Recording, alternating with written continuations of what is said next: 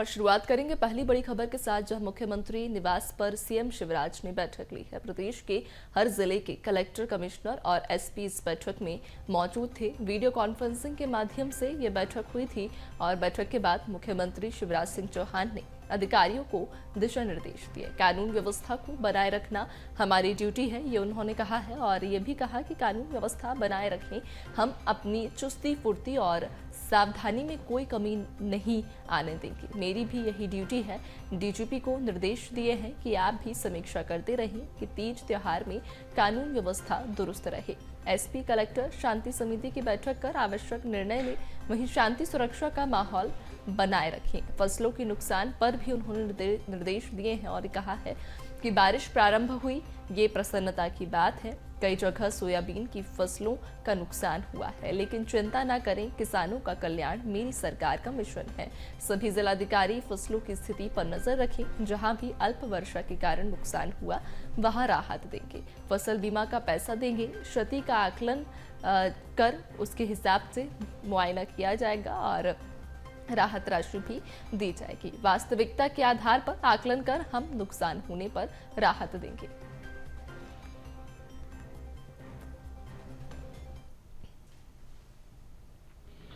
सारे त्योहार गणेश उत्सव शुरू हो जाएंगे 19 तारीख से गणेश चतुर्थी, 25 को डोल गया और 25 को डोल गया और उसके बाद फिर नवरात्रि का प्रारंभ 15 तारीख से हो जाएगा।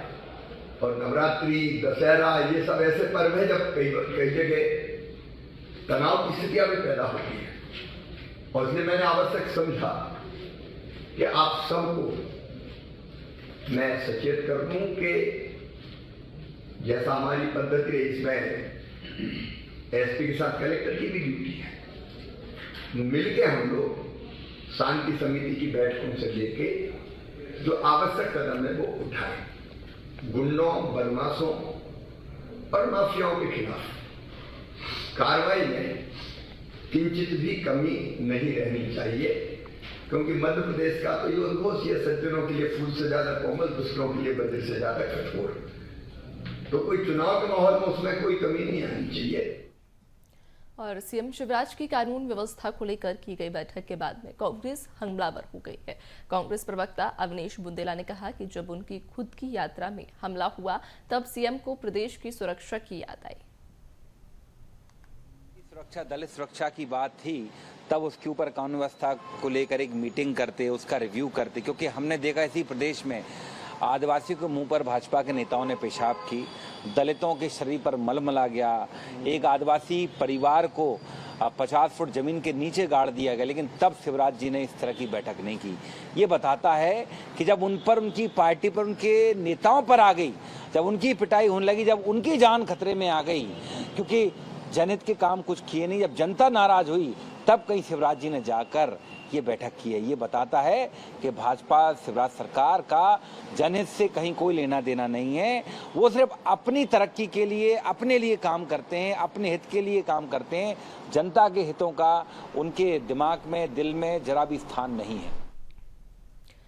और इस खबर पर ज्यादा जानकारी लेंगे, हमारे साथ में संवाददाता विवेक राणा भोपाल से लाइव जुड़ चुके हैं। विवेक, देखिए, आज सीएम शिवराज सिंह चौहान ने एक बड़े स्तर पर बैठक बुलाई थी। लॉ एंड ऑर्डर को लेकर ये बैठक बुलाई गई थी, जहां सभी जिलों के जो कलेक्टर थे, एसपी थे या फिर डीआईजी थे, ये सभी इस बैठक में शामिल हुए थे। और कहीं ना कहीं जरूरी दिशा निर्देश भी सुरक्षा व्यवस्था को लेकर सीएम शिवराज सिंह चौहान ने दिए हैं। वो भी तब, देखिए, अब कांग्रेस भी लगातार इस बैठक को लेकर हमलावर होती नजर आ रही है, क्योंकि हाल ही में कुछ दिन पहले नीमच में जिस प्रकार की जो घटना हुई है, जन आशीर्वाद यात्रा पर जब पथराव किया गया, उसके बाद ये बैठक बुलाई गई है और अब कांग्रेस भी हमलावर होती हुई नजर आ रही है।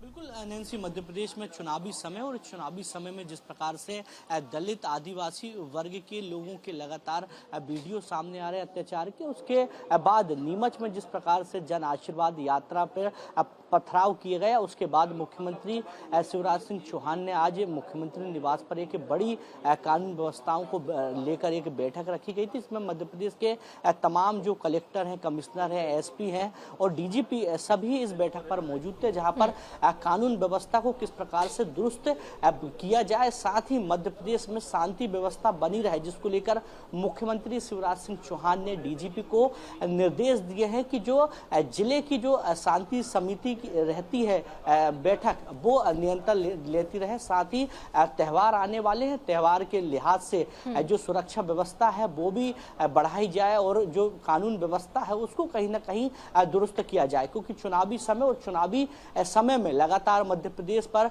वीवीआईपी जो मूवमेंट है, बीजेपी हो या कांग्रेस हो, दोनों ही पार्टियों के बड़े नेताओं के लगातार मध्य प्रदेश पर दौरे देखने को मिल रहे हैं। और सुरक्षा व्यवस्थाओं की बात करें तो सुरक्षा व्यवस्थाओं में किसी प्रकार की चूक ना हो, जिसके चलते ये कानून व्यवस्था की आज समीक्षा बैठक रखी गई थी मुख्यमंत्री निवास पर, जिसको लेकर मुख्यमंत्री ने डीजीपी को सख्त निर्देश दिया है कि जो कानून व्यवस्था है उसको दुरुस्त किया जाए। साथ ही बात की जाए किसानों की फसल की, क्योंकि बीते अगस्त के महीने की यदि बात करें तो मध्य प्रदेश में पूरा सूखा गया है, मानसून आया था मगर पानी नहीं गिरा, जिसके कारण लगातार किसानों की फसलें खराब हुई। जिसके बाद मुख्यमंत्री ने आज की इस महत्वपूर्ण बैठक पर कलेक्टरों को निर्देश दिए हैं कि वह अपने जिले में जो किसानों की जो फसलें खराब हुई हैं उनका एक आकलन करें, एक सर्वे रिपोर्ट तैयार करें। उसके बाद किसानों को जो राहत राशि है वो भी कहीं ना कहीं दी जाएगी। साथ ही खाद्य आपूर्ति की यदि बात की जाए और बिजली संकट की बात की जाए नैन्सी, क्योंकि मध्य प्रदेश में जिस प्रकार से बिल्कुल विवेक, देखिए यानी कि बैठक की गई और इस बैठक में वाकई में कई जरूरी दिशा निर्देश भी दिए गए हैं, लेकिन जो मुख्य मुद्दा इस बैठक रहा है वो कहीं ना कहीं लॉ एंड ऑर्डर की इस बैठक का वो जो मुद्दा है वो रहा है। फिलहाल तमाम जानकारी देने के लिए धन्यवाद। बने रहिएगा हमारे साथ, आगे आपसे अपडेट्स लेंगे। और इसी के साथ अब चलिए जहां मुख्यमंत्री शिवराज सिंह चौहान ने अचानक सभी जिलों के कलेक्टर और एसपी के साथ में मीटिंग की है। दरअसल मध्य प्रदेश में बारिश के अभाव में सूख रही फसलों को बीते 3 दिन से हो रही बारिश से जीवन दान मिला है। इससे सीएम शिवराज खुश है और हर जिले में बारिश और फसलों की ताजा स्थिति के बारे में सीएम शिवराज ने विस्तृत जानकारी ली है। बारिश के बाद फसलों की स्थिति को लेकर सभी कलेक्टर से सीएम शिवराज फीडबैक भी लेते नजर आए, जहां फसलों के नुकसान को लेकर उन्होंने निर्देश भी दिए हैं। उन्होंने कहा कि बारिश प्रारंभ हुई, ये प्रसन्नता की बात है। कई जगह सोयाबीन की फसलों का नुकसान हुआ है, लेकिन चिंता ना करें, किसानों का कल्याण मेरी सरकार का मिशन है। सभी जिलाधिकारी फसलों की स्थिति पर नजर रखिए, जहां भी अल्प वर्षा के कारण नुकसान हुआ वहां राहत देंगे। फसल बीमा का पैसा भी जल्द दिया जाएगा। और संवाददाता विवेक लगातार हमारे साथ में बने हुए हैं। विवेक, एक बार फिर से आपका रुख करना चाहूंगी। देखिए, आज की बैठक में कई सारे मुद्दे रहे थे जिन पर चर्चा की गई थी। एक तो मुद्दे पर जहां हमने बात की कि लॉ एंड ऑर्डर पर सीएम ने अपनी प्रतिक्रिया दी है और कहीं ना कहीं सख्त रुख उन्होंने अपनाए हैं, लेकिन वहीं दूसरा मुद्दा किसानों से जुड़ा हुआ भी है, चूंकि बीते कई दिनों से ये देखा जा रहा था कि मध्य प्रदेश में सूखा घोषित करने की जो मांग है वो भी लगातार विपक्ष उठा रहा था, चूंकि बारिश बेहद ही कम हो रही थी। लेकिन अब बारिश जो है मध्य प्रदेश में एक बार फिर से लौट आई है। उसके बाद ये बैठक रखी गई, किसानों के हित में भी कई फैसले लिए गए।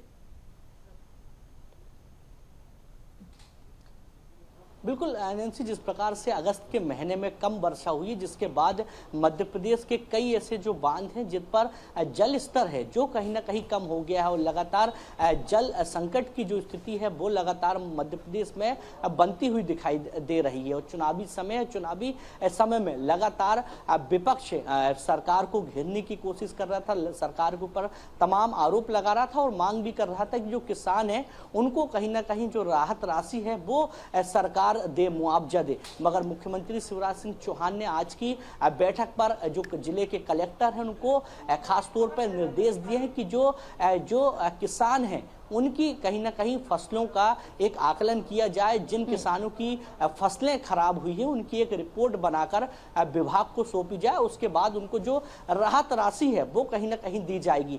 साथ ही बिजली की यदि संकट की यदि बात की जाए तो लगातार वर्षा कम होने के कारण बिजली संकट की लगातार स्थिति बन रही थी और वर्षा कम होने के कारण जो किसान हैं वो कहीं ना कहीं जो खेती है उस पर जो पानी है, सिंचाई की साधन है वो सही रूप से सिंचाई नहीं दे पा रहे थे, क्योंकि लगातार बिजली का संकट गहराया हुआ था, जिसके बाद मुख्यमंत्री ने कलेक्टर को और एसपी को निर्देश दिए हैं कि जो किसान हैं उनको करीब 10 घंटे जो बिजली है वो दी जाए, जिससे वह पर्याप्त मात्रा में सिंचाई कर सके। साथ ही बात की जाए खाद्य आपूर्ति की, यदि बात करें तो उसको लेकर भी मुख्यमंत्री ने साफ तौर पे कलेक्टर को निर्देश दिए हैं कि जो खाद्य आपूर्ति की यदि कमी होती है तो सबसे पहले विभाग के अधिकारियों को बताएं, उसके बाद जो कमी है वो सरकार जल्द से जल्द पूरी करेगी। यानी देखने वाली बात यह है कि आज की जो मुख्य बैठक है मुख्यमंत्री की, वो कानून व्यवस्था और किसानों के मुद्दे पर, दोनों ही बड़े मुद्दे पर देखती हुई दिखाई दी है, क्योंकि चुनावी समय और चुनावी समय में सरकार किसी प्रकार की चूक नहीं करना चाहती, जिसके चलते दोनों महत्वपूर्ण बिंदुओं पर चर्चा की गई और महत्वपूर्ण निर्देश अधिकारियों को दिए गए। जी बिल्कुल विवेक, आपने सही कहा। देखिए, चूंकि चुनावी साल है और वाकई में सरकार भी ये नहीं चाहेगी कि किसी भी मुद्दे के कारण या तो विपक्ष उन पर हमलावर रहे या फिर कोई भी विशेष वर्ग सरकार से नाराज रहे। यही वजह है कि लगातार ये बैठकों का दौर हम देख पा रहे हैं बीजेपी में कि लगातार बैठकें चल रही हैं, कई बड़े फैसले भी जनता के हित में लिए जा रहे हैं और खासतौर पर किसानों पर ज्यादा फोकस, चूंकि 2018 के चुनाव के नतीजे भी किसी से छिपे नहीं हैं कि 2018 में जब कमलनाथ ने किसानों के लिए एक बड़ी घोषणा करते हुए सत्ता में काबिज हो गए थे।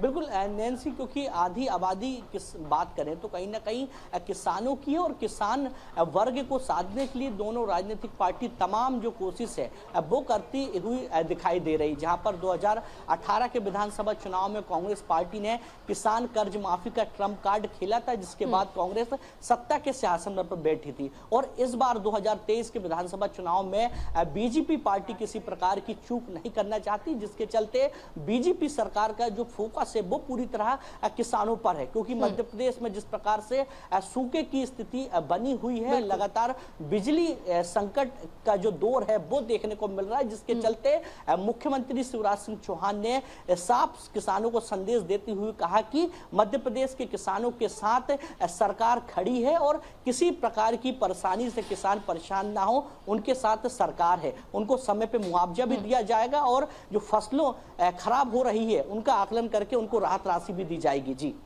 बिल्कुल विवेक, तमाम जानकारी साझा करने के लिए आपका बहुत बहुत धन्यवाद।